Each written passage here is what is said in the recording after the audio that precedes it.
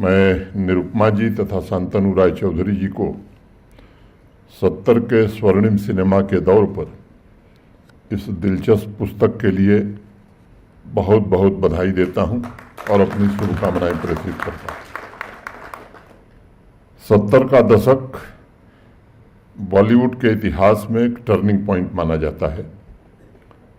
देश की आज़ादी के 23 साल पूरे हो गए थे। ऐसे में युवा भारत की आशाओं और आकांक्षाओं का प्रतिबिंब तथा समाज में हो रहे परिवर्तन की झलक उस दौर की जिन फिल्मों का जिक्र हुआ है या और भी फिल्में हैं, उस दौर की फिल्मों के माध्यम से समाज तक पहुंचाए जाने लगा था। स्विंगिंग 70s ये 550 पन्नों के माध्यम से निरुपमा जी ने और उनके साथ जिन लोगों ने काम किया है, उस बदलाव को कैप्चर करने का एक बेहतरीन प्रयास किया है। पूरी पुस्तक तो मैं नहीं पढ़ पाया हूँ, क्योंकि 550 पेज पढ़ना मेरे लिए भी थोड़ा समय लगेगा। सरसरी तौर पर उस पुस्तक को देखा है और उसमें रीडर्स के लिए अनेक सरप्राइज हैं। इनसाइडर्स अकाउंट सेक्शन में बॉलीवुड की दिग्गज हस्तियों के माध्यम से पर्दे के पीछे पारंपरिक और गैर पारंपरिक फिल्मों के निर्माण में हो रहे बदलाव, उनकी अनसुनी कहानियां भी इस पुस्तक में आपको पढ़ने को मिलेगी। मैं कोई फिल्मों का जानकार नहीं हूं, लेकिन साहित्य के दृष्टिकोण से अगर देखेंगे तो 70 के दशक को उस दौर के रूप में भी देखा जाता है जब मेन स्ट्रीम के मशहूर कवि, कहानीकार, लेखक, गीतकार मुंबई का रुख कर रहे थे। इससे बॉलीवुड और भारत के छोटे शहरों की दूरी निश्चित रूप से कम हुई थी। उस दौर में अलीगढ़ से मुंबई पहुंचे मशहूर साहित्यकार, मेरा बड़ा निजी संपर्क उनसे रहा, गोपाल दास नीरज की भी बड़ी चर्चा थी। मन्नू भंडारी, आर.के. नारायण, अमृता प्रीतम, गुलशन नंदा, राजेंद्र यादव, ऐसे अनेक नाम थे जो पहले बॉलीवुड के लिए अनजाने थे, लेकिन 70 के दशक में उनके लेखन की सिने जगत में प्रसिद्धि से एक बात स्पष्ट हो गई कि हिंदी फिल्म उद्योग और अब सिर्फ मनोरंजन और कारोबार नहीं, बल्कि सामाजिक परिवर्तन का एक शक्तिशाली माध्यम बन सकता है। इन साहित्यकारों ने नई सामाजिक चेतना जागृत करने का काम किया और भारत की एकजुटता के लिए सामाजिक सौहार्द और भाईचारे को भी प्रमोट करने में बड़ी मदद की। गोपाल दास नीरज की कई लाइनें मैं अक्सर पढ़ता रहता हूँ कई कार्यक्रमों में, और उस बदलाव की झलक उनकी इन पंक्तियों में आप देख सकते हैं। मैं उद्धृत करूँगा, आग बहती है यहाँ गंगा में झेलम में भी, आग बहती है यहाँ गंगा में झेलम में भी, कोई बतलाए कहाँ जाके नहाया जाए। अब तो मजहब कोई ऐसा भी चलाया जाए जिसमें इंसान को इंसान बनाया जाए। जिस्म दो हो के भी दिल एक हों अपने ऐसे, जिस्म दो हो के भी दिल एक हों अपने ऐसे, मेरा आंसू तेरी पलकों से उठाया जाए, मेरा आंसू तेरी पलकों से उठाया जाए। नीरज की ये लाइनें एकता और मानव गरिमा की प्रतिष्ठा स्थापित करने का ही प्रयास कर रही हैं। एक बड़े प्रसिद्ध फिल्म मेकर थे डेविड लिंच। उनका कहना था कि अपने आइडियाज़ को एक बहुत बड़ी जनसंख्या तक पहुंचाने के लिए सिनेमा से बढ़कर के कोई दूसरा शक्तिशाली माध्यम नहीं हो सकता है, क्योंकि उस समय सोशल मीडिया तो था नहीं।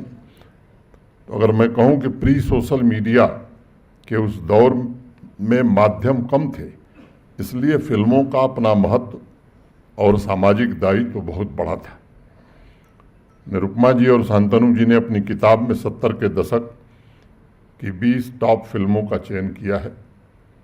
उस लिस्ट को पढ़ते हुए मेरे मन में यही ख्याल आया कि उस दौर में फिल्म मेकर्स के बीच इंटरटेनमेंट और सामाजिक दायित्वों के बीच संतुलन बैठाने का भी उनके मन में कहीं न कहीं द्वंद्व या संघर्ष चल रहा था। 70 के दशक में कॉमर्शियल फिल्म शोले रिलीज हुई। उससे एक वर्ष पहले अंकुर रिलीज हुई थी। उन दोनों फिल्मों को मैं विशुद्ध इंटरटेनमेंट और सामाजिक संदेश के बीच एक बैलेंस के रूप में देखता हूँ। बॉलीवुड की तरफ से निरंतर प्रयास चल रहा था शहरों और गांवों में हो रहे सामाजिक परिवर्तन को फिल्मों के माध्यम से कैसे व्यक्त किया जाए, राष्ट्र निर्माण में फिल्मी दुनिया की भूमिका कैसे सुनिश्चित की जा सकती है। और इसलिए मैं अवश्य कहना चाहूँगा कि 70 के दशक में ही नहीं बल्कि शुरुआत से ही सिनेमा जगत ने राष्ट्र के विकास में अपना निश्चित रूप से योगदान दिया है। यह कहना भी उचित होगा कि 70 के दशक से पहले ही बॉलीवुड और जम्मू कश्मीर के बीच एक भावनात्मक रिश्ता, इमोशनल रिलेशनशिप स्थापित हो चुकी थी। सुबोध मुखर्जी, शक्ति सामंत, सूरज प्रकाश जैसे अनेक फिल्म मेकर्स ने जम्मू कश्मीर की भौगोलिक सुंदरता के साथ साथ इसके समृद्ध सांस्कृतिक धरोहर को भी सिनेमा के माध्यम से देश के कोने कोने तक पहुंचाने का काम किया था। बाद के वर्षों में रणधीर कपूर, जे ओम प्रकाश, यश चोपड़ा, गुलजार, मनमोहन कृष्ण, मनमोहन देसाई, प्रकाश मेहरा जैसे अनेक दिग्गजों ने सिनेमा के माध्यम से जम्मू कश्मीर की ब्रांड पोजीशनिंग की और उसे विदेशी लोकेशन से बेहतर ऑप्शन के रूप में देश और दुनिया के सामने प्रस्तुत किया। मैं ये भी आज कहना चाहूँगा कि सैकड़ों फिल्मों की शूटिंग ने जम्मू कश्मीर में सामाजिक और आर्थिक परिवर्तन में बड़ी महत्वपूर्ण भूमिका निभाई। उस समय सिनेमा हॉल का कल्चर भी खूब पला बढ़ा। उस दौर में बॉलीवुड और जम्मू कश्मीर के बीच गहरा रिश्ता आवाम की आकांक्षाओं को देश की आकांक्षाओं से जोड़ने का प्रयास करता था। 80 के दशक में पड़ोसी मुल्क द्वारा प्रायोजित आतंकवाद ने जम्मू कश्मीर के सपनों और आकांक्षाओं दोनों की भ्रूण हत्या की थी। सिनेमा हॉल्स का कल्चर समाप्त हो गया था, शूटिंग बंद हो गई और इससे जुड़े हजारों लोग रातों रात बेरोजगार हो गए थे। अर्थव्यवस्था के अलावा सबसे बड़ा दुष्प्रभाव यहाँ की संस्कृति पर पड़ा और जो स्थानीय टैलेंट्स, लोकल टैलेंट्स उभर रहे थे, उन्हें पल भर में अपनी मिट्टी को अलविदा कह करके यहाँ से जाना पड़ा था। इसलिए पिछले 3-4 वर्षों में प्रयत्न हुआ है कि इस दौर को कैसे पुनर्जीवित किया जाए। अनेक फिल्म मेकर्स और अनेक स्टेक होल्डर से चर्चा करके जम्मू कश्मीर प्रशासन ने Jammu Kashmir film policy launch की थी। उस पॉलिसी को प्रशासन ने किसी सरकारी दस्तावेज की तरह नहीं बल्कि उसकी ड्राफ्टिंग में कोशिश की है कि बॉलीवुड में जम्मू कश्मीर के गौरवपूर्ण अस्तित्व को फिर से स्थापित किया जाए। और मैं समझता हूँ पिछले 3 वर्षों में इस पॉलिसी के कारण जम्मू कश्मीर में फिल्म शूटिंग का दौर फिर से तेज गति से प्रारंभ हुआ है और मैं उम्मीद करता हूं कि वह स्वर्णिम दिन फिर से वापस होगा। हमने टूरिज्म और फिल्म शूटिंग को एक इंडस्ट्री की तरह जम्मू कश्मीर प्रशासन ने देखा है। फिल्म मेकर्स के लिए सुविधा जुटाना हो, सिंगल विंडो क्लियरेंस हो, लोकेशन से संबंधित जानकारी हो, विधिवत इंफॉर्मेशन डिपार्टमेंट ने इसकी एक डायरेक्टरी बनाई हुई है। फिल्म निर्माण से जुड़े हर एक पहलू, चाहे वो सब्सिडी हो, सिंगल विंडो क्लियरेंस हो, ग्राउंड लेवल पर फिल्म मेकर को सहूलियत देने की बात हो, ये सब सुगम तरीके से फिल्म मेकर्स को उपलब्ध हो, इसका गंभीर रूप से प्रयत्न किया जा रहा है।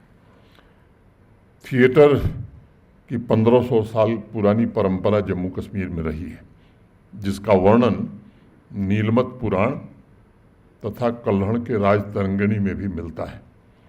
कुछ सदियों की लुप्तता के बाद सन 1900 के बाद फिर इसका उत्थान हुआ और महाराजा ड्रामा कंपनी और कश्मीर थिएटर ने इसे नई दिशा प्रदान की थी। इसलिए जम्मू कश्मीर में कला से जुड़े टैलेंट्स की कमी कभी थी नहीं। फिल्म मेकर्स को local crew members, local actor, dancer, fashion designer, choreographer, cinematographer, sound recordist, set designer और अन्य प्रकार के टैलेंट्स की डायरेक्टरी आज जम्मू कश्मीर प्रशासन उपलब्ध करा रहा है।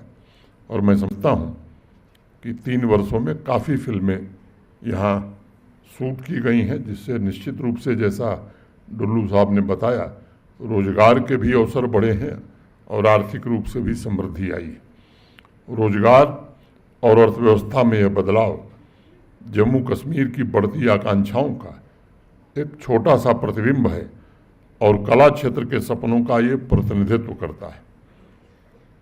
जम्मू कश्मीर तेजी से आगे बढ़ने की कोशिश कर रहा है। फिल्म जगत की वापसी ने संस्कृति के साथ जुड़ाव को मजबूत किया है। सिनेमा का दौर भी शुरू हो गया है। अब सोपहिया जैसी जगह में भी, पुलवामा में भी छोटे थिएटर चल रहे हैं, कोशिशें की जा रही हैं। एक तरफ ये कोशिश हो रही है, दूसरी तरफ फिर से वही दिन वापस आ जाए, इसकी भी कोशिश प्रारंभ हो गई है। इसलिए दर्शकों से मैं विशेष रूप से अनुरोध करना चाहता हूँ कि वो तत्व जो यहाँ की शांति बिगाड़ना चाहते हैं, मुझे लगता है कि आपको भी आगे आकर के ऐसे प्रयासों में प्रशासन की मदद करनी चाहिए। शांति रहेगी तभी फिल्म की शूटिंग होगी, शांति रहेगी तभी विकास होगा, शांति रहेगी तभी अर्थव्यवस्था को मजबूती मिलेगी, शांति रहेगी तभी स्कूल, कॉलेज और यूनिवर्सिटी चलेगी, शांति रहेगी तभी बिजनेस चलेगा।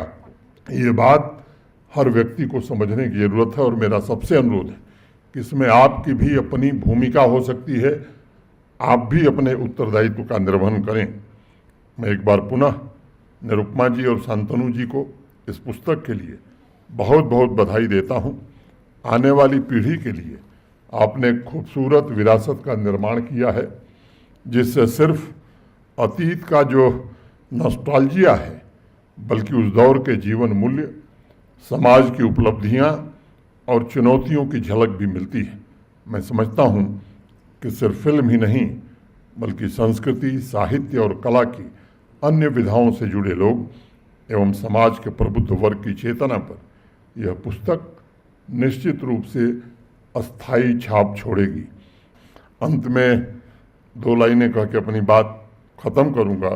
खुशबू सी आ रही है इधर जाफरान की, खुशबू सी आ रही है इधर जाफरान की, खिड़की खुली है फिर कोई उनके मकान की, हारे हुए परिंद जरा उड़ के देख तू, हारे हुए परिंद जरा उड़ के देख तू, आ जाएगी ज़मीन पे छत आसमान की, आ जाएगी ज़मीन पे छत आसमान की। बहुत बहुत धन्यवाद। नमस्कार। जय हिंद।